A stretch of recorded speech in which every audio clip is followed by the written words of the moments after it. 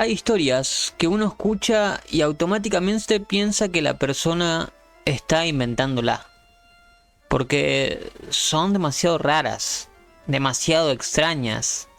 Y sinceramente, si alguien me hubiera contado esta historia en persona hace algunos años, probablemente habría optado por no creerlo. Pero lo curioso es que la persona que la contó no parecía estar intentando convencer a nadie. No intentaba demostrar nada. Simplemente estaba relatando algo que, según esta persona, le ocurrió. Y cuanto más leía su historia, más raro se volvía todo. La protagonista se llama Aurora. Y según cuenta, todo comenzó cuando tenía 19 años. Una edad complicada para muchas personas. Pero en su caso, las cosas estaban particularmente mal. Había terminado una relación amorosa que la había dejado completamente destruida. Y creo que todos conocemos a alguien que pasó por algo parecido.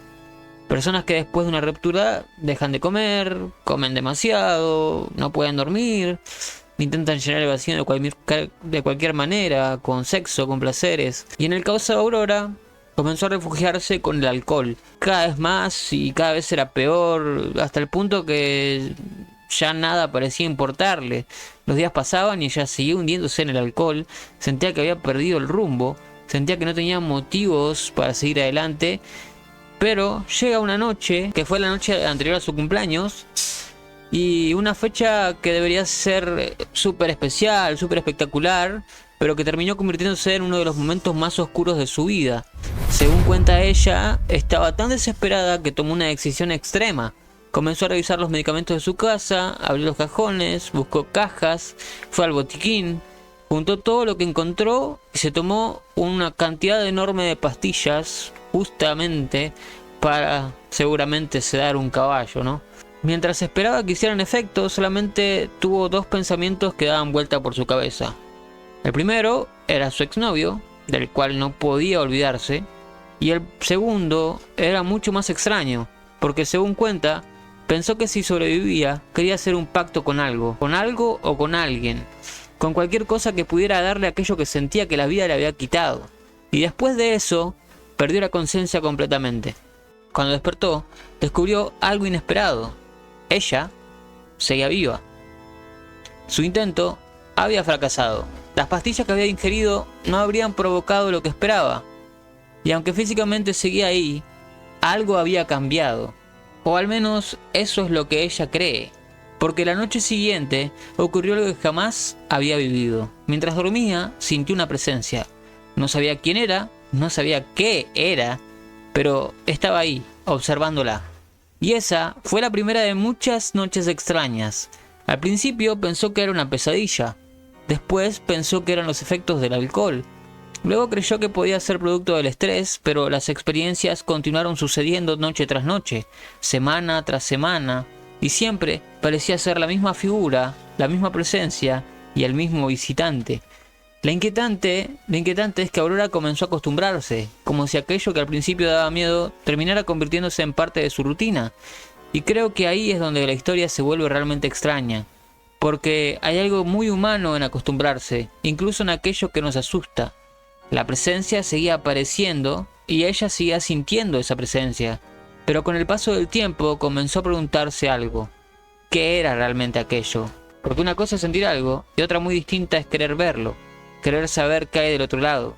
Y fue justamente esa curiosidad la que terminó cambiándolo todo. Porque una noche decidió hacer algo que hasta ese momento había evitado. Decidió pedirle a aquella presencia que se mostrara, que dejara de permanecer oculta, que revelara su verdadero rostro, quién realmente era. Y según cuenta, esa decisión fue un completo error, porque hasta entonces todo había ocurrido en los límites de los sueños, en esos lugares donde uno siempre puede convencerse de que está imaginando cosas, pero aquella noche fue completamente distinta. La sensación era demasiado real y demasiado intensa, demasiado pesada también.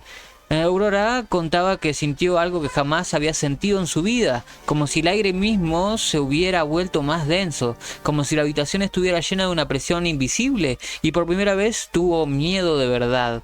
No el miedo típico de una pesadilla, ni tampoco el miedo que desaparece cuando prendes la luz, sino que ese miedo que te hace sentir que algo no está bien, que algo está fuera de lugar. Intentó despertarse, intentó moverse, intentó recuperar el control, pero no podía. Y creo que muchos de ustedes van a reconocer esto, porque existen experiencias conocidas como parálisis del sueño, momentos donde una persona despierta parcialmente pero su cuerpo sigue inmóvil, muchas veces acompañados por sombras, presencias o figuras extrañas también.